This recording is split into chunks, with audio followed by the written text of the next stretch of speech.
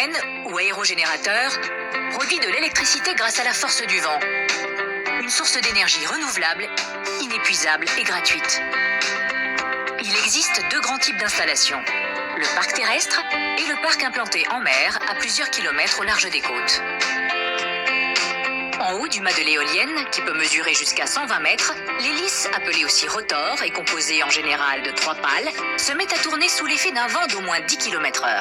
La nacelle sur laquelle elle est fixée s'oriente automatiquement pour être toujours face au vent. Et les pales pivotent pour capter un maximum de vent.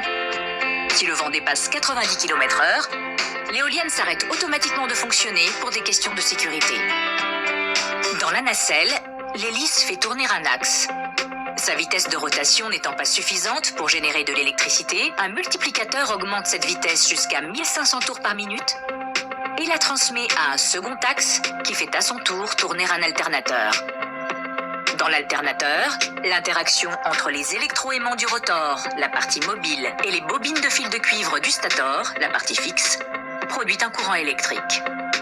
Un transformateur situé à l'intérieur du mât élève la tension de ce courant à 20 000 volts. L'électricité est ensuite acheminée par un câble souterrain ou sous-marin et sera à nouveau élevée à 225 000 ou 400 000 volts par un poste de transformation pour être transportée plus facilement dans les lignes à très haute tension du réseau. Régulièrement, tous les composants de l'éolienne sont surveillés, contrôlés et auscultés.